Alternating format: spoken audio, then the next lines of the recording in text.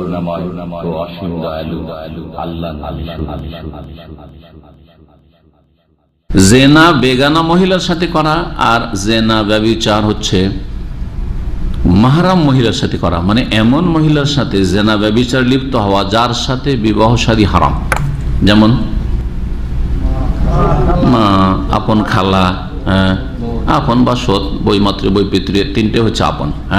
চাস্তো খালা না, চাস্তো খালা বেগানা মহিলা, চাস্তো ফুফু বেগানা মহিলা, বোঝা গেছে, চাচি বেগানা মহিলা, ভাবি বেগানা মহিলা, বোঝা গেছে না, শালি বেগানা মহিলা, মাহারাম না আপনি তাদের।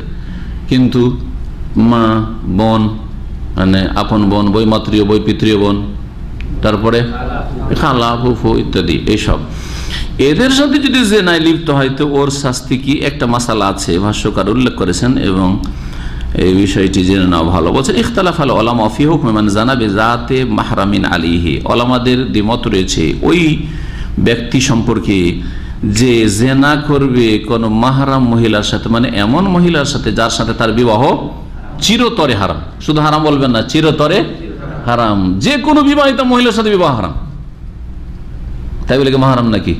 আল্লাহ বলছে ওয়াল মুহসানাতু মিনান নিসাই, বিবাহিতা মহিলারা হারাম তোমাদের জন্য বিয়ে করা।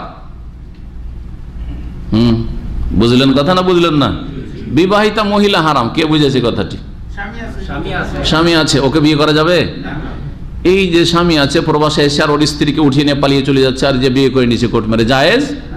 যতক্ষণ স্বেচ্ছায় তালাক না দেবে 100টা বিয়ে করুক, কোনোটাই বিয়ে হবে না। সরকারের আদালতও যদি বিয়ে দিয়ে দেয় তাও বিয়ে হবে না। সরকার কে অধিকার দিয়েছে যে আল্লাহর শরীয়তের বিরুদ্ধে সে বিয়ে দিবে, আর সরকারের সে কাজী বা কি বলছে তাদের উকিল এরা বিয়ে পড়াবে, কোর্ট ম্যারেজ করাবে? জায়েজ নয় যতক্ষণ পর্যন্ত স্বেচ্ছায় তালাক না হবে, জবরদস্তি না। আর স্বেচ্ছায় তালাকের পরে ইদ্যত যে রয়েছে, ইদ্যতগুলি চললেন, ইদ্যত না পার হবে তারপরে বিয়ে হবে। কিন্তু কোর্ট ম্যারেজ নয় যে এই মহিলা নিজে বিয়ে বসে গেল, মহিলার শরীয়ত সম্মত ওলি অভিভাবক লাগবে। শরীয়ত সম্মত ওলি অভিভাবক হচ্ছে কাছের থাকতে, দূরের লোক অভিভাবক হতে পারবে না। বানাওয়াট অভিভাবক চলবে না, গার্জেন চলবে না। বাপ আছে, ভাই দিয়ে বিয়ে দেওয়া যাবে না। এই জন্য বলবেন যে মাহরাম কাকে বলা হয়? যার সাথে স্থায়ীভাবে বিবাহ হারাম, যার সাথে স্থায়ীভাবে বিবাহ হারাম। জি, অস্থায়ী বিবাহ অনেকের সাথে হারাম রয়েছে।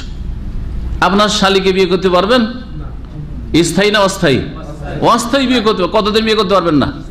যতদিন স্ত্রী আছে, স্ত্রী মারা গেছে অথবা তালাক দিয়েছেন, তারপরে বিয়ে করলে যদি ওই মেয়ের বাবা আপনার শ্বশুর ডাক আমার এই মেয়েকে তালাক দিয়েছে এটা দিয়ে দেবো, যাই হতে পারে। অনেক সময় হয়তো ওই মেয়ের মধ্যে কোনো এমন দোষ আছে, আর সুতরাং ওতে রাজি আছে, তুমি তালাক দিয়েছো, বাবা কি করবে, একে নিয়ে তো তোমার সংসার চলবে না, আর এক মেয়ে আছে তোমার দিচ্ছি, হতে পারে না?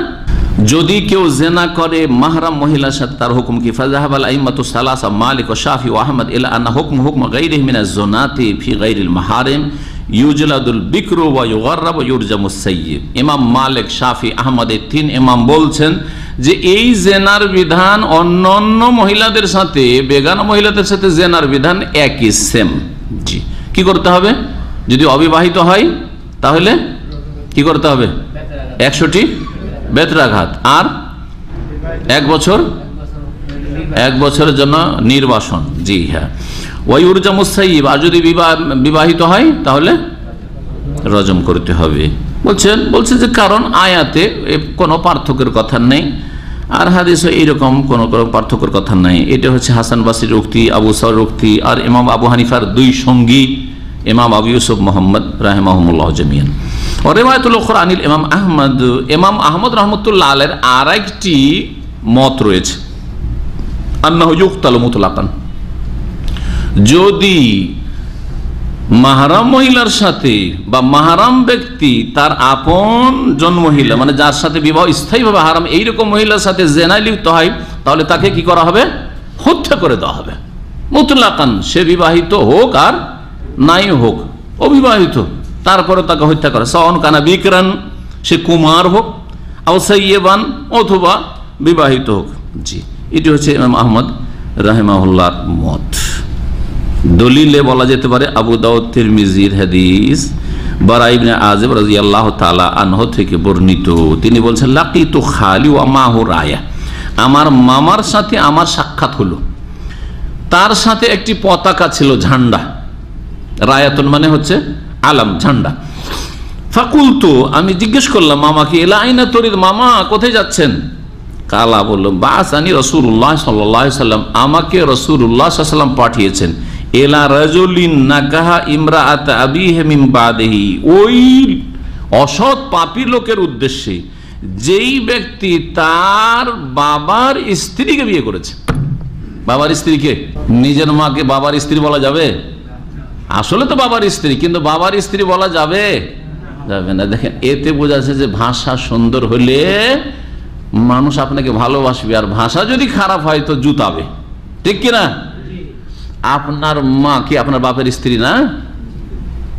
কিন্তু যদি বলেন যে আমার মা আমার বাপের স্ত্রী, তো মা রাগ করবে না? রাগ করবে না? করবে না? বেয়াদবি করলেন না? করলেন না? সৎ মাকে বাবার স্ত্রী বলা হয়েছে। এখানে কি বলা হয়েছে? সৎ মা। বাবার স্ত্রী মানে সৎ মা। নিজের মা তাহলে উম্মেই জানাবে, উম্মেই বলতে মায়ের সাথে জানা করেছে, কারণ মায়ের সাথে বলা হয়নি। আমাদের দেশে সৎ মাকেও মা বলা হয়, এটা আমাদের দেশি কথা, শরীয়তি কথা নয়। কথা বোঝা গেছে? আর তারপরে এমন দেশি কথা, এটা আমাদের ভারত, বাংলাদেশ, পাকিস্তানে যদি সৎ মাকে মা না বলে তো বাপও ভাত দেবে না। মানে বাপও বাধ্য করে ছেলেদেরকে যে কি করতে হবে, সৎ মাকে মা ডাকতে হবে। এগুলো আমাদের দেশের ভালোই বলা যেতে পারে, খারাপ আদব, অসুবিধা নেই। সম্মানের উদ্দেশ্যে কাউকে মা বলা কোনো অসুবিধা নেই। আমরা একটু বয়সীকে মহিলাকে মা বলছি না? তো যেখানে শাশুড়িকে মা বলছেন একটা ওর মেয়ে দেওয়াতে, তো আপনার বাবার স্ত্রীকে যদি মাই বলেন সৎ মাকে, তো অসুবিধা দেখি, আমি নিষেধ করছি না, কিন্তু এটা বলে বাধ্যতামূলক। আর সে মা হয়ে গেল, না মা হয়নি, মা নয়। এই জন্য এই সৎ মা মারা গেলে তার ধন সম্পদ ভাগ পাবেন না, ওর পেটের ছেলেগুলো ভাগ পাবে। এবার বোঝা গেছে কি না? শরীয়তের মশলা বুঝতে হবে। মা বলা তার মানে আপনি ভাগ পাবেন ওর কাছ থেকে, সৎ মায়ের কাছ থেকে কিছু ভাগ পাবেন না আপনি। কথা বুঝছেন? জি। এই জন্য বলা হচ্ছে নাকাহা ইমরাত আবিহি, এই লোক, অসৎ লোক কি করেছিল? তার বাপের স্ত্রী মানে সৎ মায়ের সাথে ব্যভিচারে লিপ্ত হয়েছিল। মিম্বাদে, তার বাবার ইন্তেকালের পরে, বাবার ইন্তেকালের পরে। জাহিলিয়াতের যুগে এরকম করতো। জাহিলিয়াতের যুগে বাপ মারা গেলে বা মারা যায়নি এখনো, আশা করে থাকতে যে বাপ মরলে তো টাকা পয়সা ধন সম্পদ সব আমার, ভাগ পাবো, ছেলে মেয়েরা। এবং বাপ মারা যাওয়ার পরে শুধু ধন সম্পদে ভাগের আশা রাখতো না জাহিলিয়াতের যুগে, বরং যদি বাপের স্ত্রী থাকে মানে সৎ মা থাকে, এই আশা নিয়েও বসে থাকতো যে বাপ মরলে বাপের স্ত্রীটা পরের বাড়ি কেন যেতে দেবো, আমি নিজেই বিয়ে করব, আমার দখলে থাকবে, আমার দখলে থাকবে। হ্যাঁ, মক্কার কাফের মুশরিকরা এইটাই ছিল তাদের ভ্রান্ত ধর্ম, এই ছিল তাদের অসভ্যতা, বর্বরতা এবং জাহিলিয়াত। সৎ মায়ের সাথে জেনায় লিপ্ত হয়েছিল এই ব্যক্তি তার বাবার ইন্তেকালের পরে। রাসূলুল্লাহ সাল্লাল্লাহু আলাইহি ওয়াসাল্লাম এই বারা বিন আযিবের মামাকে পাঠিয়েছেন দায়িত্ব দিয়ে। কি দায়িত্ব দিয়ে? আন আযরে বা অনকাহু, এই লোকের গর্দন যেন উড়িয়ে দিই, এই লোক যেন দুই খণ্ড করে দিই, একেবারে শেষ, মেরে দাও।